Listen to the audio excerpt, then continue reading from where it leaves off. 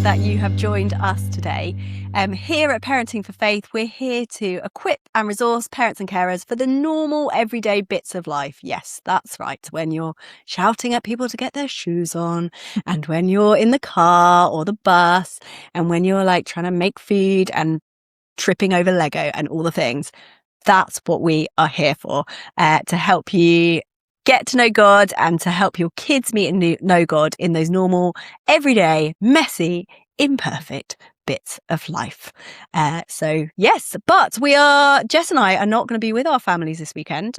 We're on a little road trip and we think a few of you might be there. So Jess will tell you where we're going to be. Yes, we will be at the Hand in Hand conference. So if you are there, please come say hi and come to our seminars. It'll be great just to hear from you. Come and chat to us on our stand. It'll be great to see you. Yeah, it really would. And one other thing to tell you about coming up is the Parenting as a Church Leader Day in April. This isn't just for vicars, pastors, priests, like whatever you call the big wig and the like head honcho in your church. If you lead anything in your church, so if you lead a children's group or worship or a team, and so your kids sometimes have that slightly funny dynamic of you're in charge, but they're also your kid and they're trying to connect with God, but you're trying to get them to do stuff and it's just weird. We would love to support you with that. And the Parenting as a Church Leader course is kind of one of a kind. There's not a lot else like it. It's in a school day, so if you have to pick kids up from school and take them, then it all fits with that. And it's just a really good time to set aside to do that with other people and to kind of really process. And we do a sort of buy one, get one free thing, in that if you are in a household with two adults, if you're a couple, then we don't charge anything for the second person, just because we think it's super, super valuable to do it with someone else. So yeah, book onto that. That would be fantastic. But over to our conversation today. Jess is interviewing Krish Kandiah. Now, I was thinking how to introduce Krish, and honestly, even if I researched this brilliantly, I would leave something out. Krish does everything. He is so good at listening to God and seeing a need and jumping on it and making stuff happen and really impacting change. He's a dad of lots of children and involved with loads more children and young people. And so we wanted to ask him about hospitality, what that looks like, how we can cultivate it more, all that kind of thing. So Jess, can't wait to hear your conversation with you. It is so great to have Krish Kandiah with us on the podcast. Hi, Krish. Hey, Jess. Nice to see you again. Thank you. And you. Some people listening may know you, some may not. Would you be able to tell us a little bit about you and what gets you up in the morning? Oh, well. So I'm married to Miriam. We have 6 children, 3 through birth and 3 through fostering and adoption. We've also just started doing something called shared lives, which is when older young people come and live with you. So we've got a guy who's 29. He has ADHD, anxiety and autism. And so we're kind of helping him navigate life. I've been a Christian since I was about 15 years old, and I'm involved with refugee resettlement and speaking up for Christianity in the media. Brilliant. So just a few things that you've got going on. You have a real heart for what Christ-like hospitality looks like. Where did that come from? Where did that passion, that heart come from for you? Well, I mean, it's interesting when you have an origin story in your family. I guess we've all got it. The stories that define, how you come to be. It could be how your mum and dad first met. For me, it was how my mum came to the UK. She grew up in an orphanage in India, and a grand aunt heard about her and her sisters, decided to reunite them, bring them to the UK. And my mum was a teenager by this stage, and she wanted to give something back to society. So she trained to be a nurse up at the Brighton General Hospital. And she used to walk there, but people used to insult her from the bus. Why don't you go back home to your own country? Or they'd throw a banana at her. And some of the patients would not let my mum touch them. Could we have a white nurse, please? I don't want a brown nurse.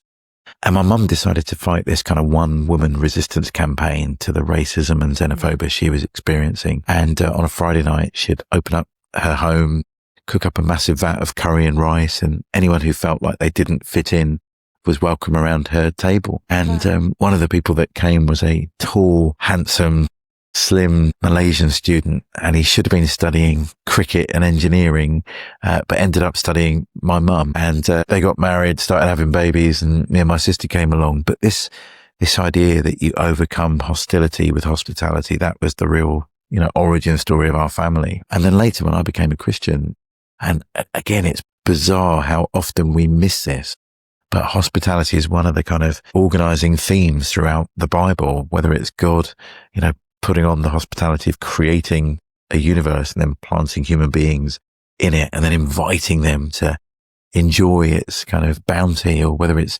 Abraham welcoming some strangers in the middle of the desert and it turns out those strangers are God, or whether it's the end of the story and we're all invited, the nations are invited to this incredible wedding feast for the Lamb, and you think, wow, there is this beautiful golden thread throughout the Bible that talks about God's hospitality to us and the invitation for us to join in with that. That's beautiful. And your mum sounds like a great person. I love that, like fighting such hostility with hospitality, using it as like a retaliation, like a weapon in some ways, but a good one. Yeah. Yeah. Reminds me of Psalm 23, you prepare a table for me in the presence of my enemies. You go, wow. Yeah. Or Jesus just continually being criticized for being a friend of sinners or eating with the unclean. You think that there's something powerful about welcome.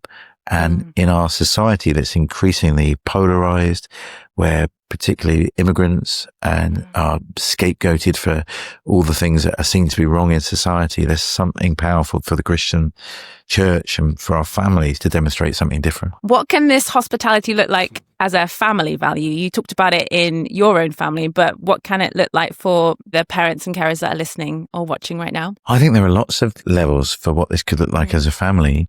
So my mum was one of the most hospitable people I've ever met. And that wasn't just kind of a one-off event, but she would be incredibly kind to her neighbors. She had to kind of win them over. Some of them were fearful of her, but just through, gentle persistence, getting to know them, living in the same house for, 30 years, and just inviting the neighbors round or going to offer help to them. For my wife and I, hospitality worked its way out as fostering and adoption. We had our 3 birth kids by the grace of God. And then my wife felt we had capacity to care for some more kids. And we thought, actually, this ties in with such an important theme, God's concern for the widow and the orphan. And orphan's a good biblical word, but it just means children that aren't growing up within their kind of birth family. And so there are, sadly, in the UK, over 100,000 children who are in our care system. And many of them we want to support to go back to their birth families with the right help. But others will need foster care and adoption. And that's one way that we can do that. You can also be hospitable to refugees. That's the kind of second phase of my life, was getting involved in welcoming Ukrainian refugees. We managed to get the UK to open its doors and for the UK population to open their hearts and homes to refugees needing to flee conflict. And so there is a way that you as a family can model some of this grace of God, whether it's you as an individual, whether it's you being a great neighbor, whether it's your family fostering and adopting, or whether you can welcome a refugee to come and live with you. And what do you think some of the barriers are to that? What do you think stops people, individuals or families in that type of hospitality that you're talking about? I think the main challenge is fear, and fear of the stranger. Xenophobia isn't just something that kind of some really nasty social media influencers can have. It can be in all of us. I know that was true for me when we first thought about fostering. It was fear that stopped me. I thought, oh no, what will happen? And are we up for this? And how will this disrupt my life? And what about my birth kids? How will it affect them? But the Bible says that perfect love drives out fear. And we're still supposed to be wise. We're still supposed to think about safeguarding and our personal safety and the safety of those that we're looking after. Love needs to be the dominant passion of our lives, the dominant mode of operation for us in the world. Because, love is at the heart of who God is. God is love because he loves the members of the Trinity, God the Father, God the Son, God the Holy Spirit, live in this perfect love relationship. And love is the greatest command. We're supposed to love God with all our heart, soul and mind. And we're supposed to love our neighbors as ourselves. And so love is the way that we can overcome those fears that we have of other people, or people that might not come from the same backgrounds as us, might not have had the same opportunities as us, might not have the same education as us or even speak the same language as us. Love can overcome those barriers. Yeah. That's beautiful. And when you're having a bad day, because I imagine not all the days feel like they're great, how does God help you when you're either feeling not super hospitable or things are being thrown at you, when you're seeing such horrific things in the news or even in person? How does God help you with that? Well, God first loved us. He invited us into his family. And so that really becomes the foundation stone, doesn't it? Do you remember Jesus said that in my Father's house are many rooms and I'm going to prepare a place for you so that you can come and be with me? And Jesus was framing what he was doing on the cross as part of an invitation to come and live in his home forever, which is incredible, isn't it? And that acceptance from God gives us, I think, the capacity to be able to accept other people and welcome other people. And as you say, it's not always easy. For me, it works its way out as sometimes verbal abuse, sometimes it's people being angry with me on social media. Sometimes it's people stopping funding the work that we're doing. And you've got to hold on to the fact that actually our identity, our acceptance is ultimately in God, not in what's going on here. And the other thing that I remember is that the things that I'm coping with are nothing compared to the refugees that are fleeing war and terror, or the children that have been abused or neglected. And so, I have light and momentary troubles, as it were, compared to what they're experiencing. Yeah. Thank you for sharing. That's super helpful. I was wondering if you had any ideas. It's quite easy for us as adults to see the news and social media and see what is happening with the refugees. And whilst we don't want to show our children or teenagers everything that we see on the news, are there some helpful ways of giving them windows into what it's like to be a refugee and what things they experience in a really healthy way? I'm really glad you asked that, Jess. One of the things that we do, so I run this little charity called Sanctuary Foundation. And as I say, we're good at mobilizing people in an emergency, whether that's the Ukraine war or responding to the situation in Sudan or Gaza or Afghanistan.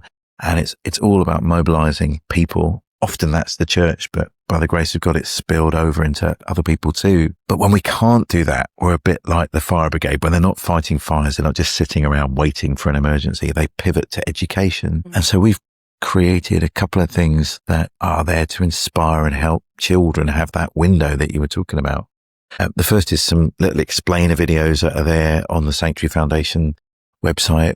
One of them that we made recently was how to talk to children about the flags that have been popping up around the UK. They're often deliberately put up in areas where there's kind of large immigrant populations, and it's used as a flex almost to say you're not really welcome here. So we made a video about that that's been used in thousands of schools. We did another one for a Holocaust memorial because sadly there's been a spike in anti-Semitism, terror attacks around the world, but also verbal attacks and bullying of Jewish families and children. So we wanted to help children think that through. Why is that happening and how could we resist it? But we also do something called the Great Big Live Assembly. And in schools around the country, they join us for a special event. So we did one recently for the Great Big Live Nativity, and then we did one for Black History Month. We had 308,000 children join us for the Black History Great Big Live Assembly. And what schools do is they join us, instead of having a normal assembly, they join us online, either in their classes or as a whole school. And we'll have a young presenter who's a teenager, an opportunity to go live often to a refugee camp. We went to a refugee camp in Kakuma, where we spoke with a 17-year-old girl there. She talked to us about what her life is like. Her family had to walk for 5 weeks to move from Sudan to Kenya. 130 children in her class at school, not in her school, in her class. And they have 1 meal a day. And in fact, that's really rare now for her to get even 1 meal a day. And we had kids in Wales interviewing her, and you could see the impact it was making because this humanizes this situation. It's not just, a news story or a statistic. This is now a jock, a young woman they know who they've made a connection with. So that's a great way. And the final way, we have something called the No Place Like Home Art and Poetry Competition. And sometimes families can be the support to help children take part in that. And we're asking kids to paint a picture or write a poem about what it's like to be displaced, to use their compassion and their empathy to try and understand, and then use their creativity to write it out. And we do that with the British Library. And there's a huge, celebration we do at the end. We get Hollywood actors to read out the winning poems. And we'd love to see lots of families encourage their children to take part in that. Brilliant resources. They sound fantastic. I will add a link to those in our show notes so that everybody can take a look at them, see if they want to get involved. It sounds fantastic. It's often easy for us to think of like the big gestured ways to show hospitality. And part of what we do at Parenting for Faith is we have these 5 key tools, and one of them is framing. And so I was interested to know where we can help our children and young people see God in their small bits of life. So what does that look like every day for a family going about their day at school or whatever? What does hospitality look like in those small bits of life rather than the big parts? Yeah, well, there are simple ways we can do that. For example, most of us celebrate birthdays in some way. So who gets invited to those birthday parties? And I guess one of the things we can do is to encourage our children to be thinking, is there anyone that would particularly appreciate this? Is there anyone at school that might be feeling a bit lonely, a bit left out? How can we make sure they're on our invite list? And that's about helping to model something with our children. And it's not a popularity test. It's about showing kindness. I mean, you could tie that with a little Bible story. Jesus told an incredible parable, didn't he, about someone preparing a party and sent out the invitations in advance. And in the end, no one was willing to come. And then the servants of this party thrower is told to go out into the highways and byways, look for people that never get invited and make sure they're the first to come. And so you see that modeled in Jesus. So there's a simple one, isn't it? Well, what would our family want to do in response to that parable? So that'll be one. Who gets invited? I think throw more parties in general is always a good idea. I agree. Whether that's at Christmas or an England in the World Cup final or semi-final, maybe do it in the semi-final just in case we don't make it all the way through. But involve your children in writing the invitations, delivering them, make it just a normal part of life that you are an inviter. Same with inviting people to church. Often kids are the best people at inviting their friends to church. So why not sit with them at the end of the day? We're going to church this weekend. Is there anyone that you think would enjoy an invitation to come along? And then you as a family get around that and see if you can build it in, whether that's inviting them to church and then for lunch afterwards. But I think we've lost some of that kind of everyday hospitality. Yeah, I agree that we should always have more parties. And it is that challenge, isn't it, as a parent and carer, of you have to model it first, right? That you have to think about what your family is saying in terms of its values, in terms of what the world sees. And you're right, Jesus was not with the main crowd, was he? When he was on earth, he was with the people that no one wanted to be with. Being able to teach our children and teens that it's not all about what makes us feel the most comfortable, but turning and looking around for those people who are left out. Or it's a really beautiful, easy thing to do, but then does require us as the adults to talk about it. But I don't know about you, but in my experience working with children, they tend to lead us in things, don't they, of God? Totally right. They show us the way to go. Have you ever used any of our Parenting for Faith resources or heard about us or seen us anywhere? Yes. I mean, I'm grateful for the work that you've been doing over many years and worked with some of the team when actually Parenting for Faith was getting started.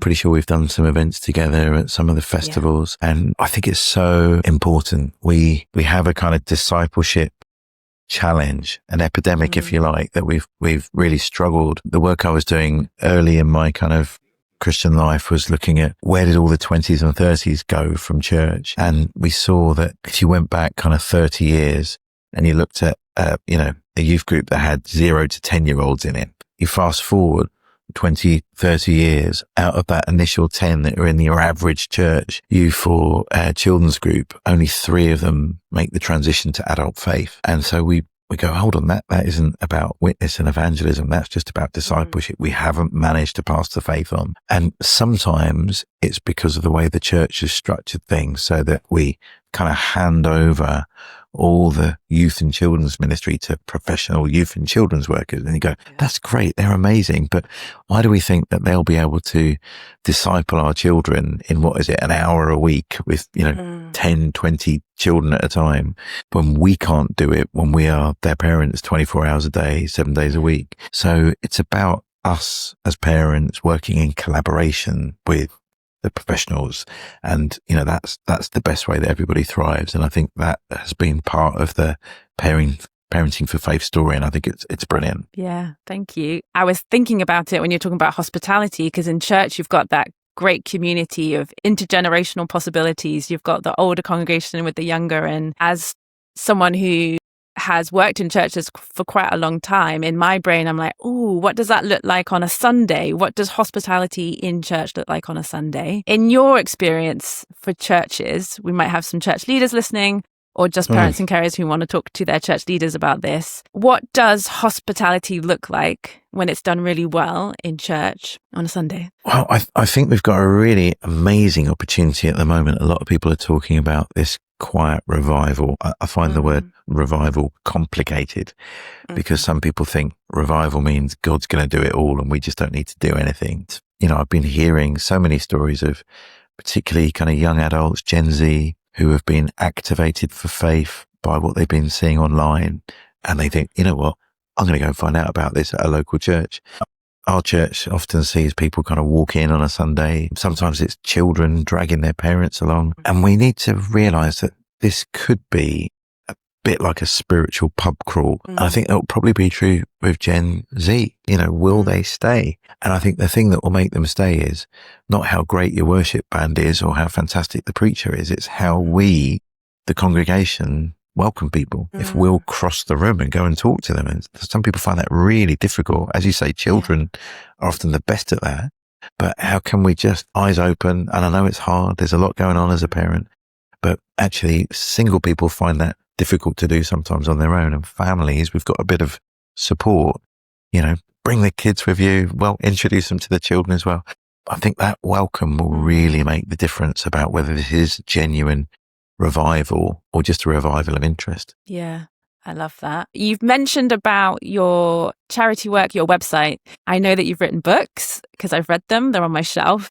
But are there any other resources or places where people can go to learn more about what you're talking about and to follow what you're doing and your work? Thanks, Jess. Well, two of the books that might particularly help families are called The Whistle Stop Tales. We wrote Whistle Stop Tales 1, which is around the world in 10 Bible stories. And the second one is around Whistle Stop Tales around the Bible with 10 extraordinary children. And the first book we wrote because when I was growing up, I had this idea. Every time I read a Bible story, I thought everybody in the Bible was kind of white Caucasian. And I think that's because of every stained glass window I've ever seen. Yeah. And then as an adult, as a Bible scholar, I realized, well, hardly anybody in the Bible is white Caucasian. So what would it look like if we celebrated how international the Bible is? That's part of our hospitality.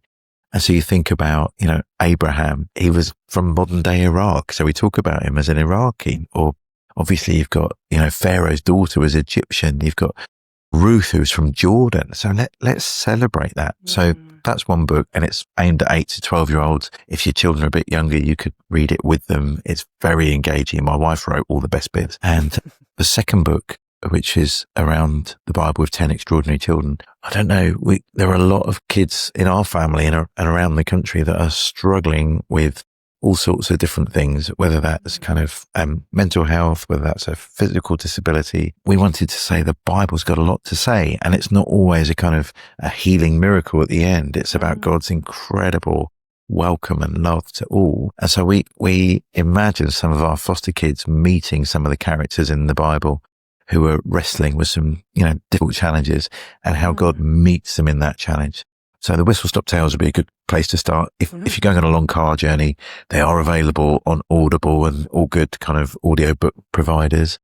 But follow me on Twitter and LinkedIn. It's a great place to find out what's going on. We'll often post kind of family-based stuff there, but also some of the other kind of wider charitable work too. That's brilliant. And I love those books. As a brown-skinned person myself, it is really, really beautiful to see books that have, the right probable skin color of people and unwinding for children of what that looks like. And even the second book, as you were talking, it reminded me of how, particularly with children and teens, we tend to want to tell the story when it's got a bow at the end and it's all it's all well and done. But the truth is that God's there in the mess, and it might not end the way that you want, or it might not have a heroic end to the story, but it doesn't make God any less. In fact, it tells the whole truth of where he is. Totally with you, Jess. That's great. Yeah, I think your listeners might enjoy it. Well, Jess, it's been lovely to speak to you today. Thanks for all that you guys do at Parenting for Faith. Parenting is an incredible privilege, but it is challenging. And so knowing there are people there cheering us on, giving us the resources that we need as parents is fantastic. So God bless your work. It's lovely to see you again. Thank you. And thank you so much for your wisdom. And thank you for all that you're doing to help families and the country really welcome and be hospitable to people of any age and wherever they're from. Yes, Sanctuary Foundation is where people can go to find out more. But thank you so much, Krish. And we hope to speak to you again soon.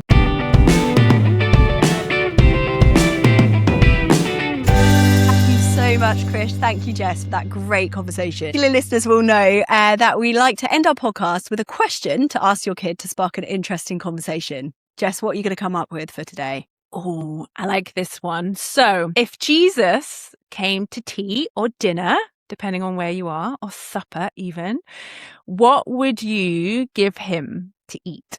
You're not allowed to go shopping. It has to be whatever is in your cupboard, your fridge, your freezer. What would you serve him? Okay, so it's like a ready, steady cook type challenge. You can only use things within your house. Excellent. I'm going to go and ponder. I'm going to ask my kids and have an interesting conversation. I just wanted to end today too by saying thank you so much to everyone who gives regularly to Parenting for Faith. It makes this podcast possible. It enables you to listen for free and with no adverts, and just to be resourced by this and to share it with other people. We would love to keep doing that, but we need lots more people to give just a little bit. We're looking for £2 a month, that sort of number. If you can give a bit more, amazing. But we would love you to chip in so that we can keep creating this, keep creating the courses, the resources, all the other things that we do for free to help parents and carers to help their kids meet and know God in everyday life. So thank you so much to those of you that already do it and make it free for other people. If you're able to chip in that £2, click on the link in the show notes, and we would be so grateful for that. Have a fantastic week. We will look forward to seeing you next week. Bye. Bye.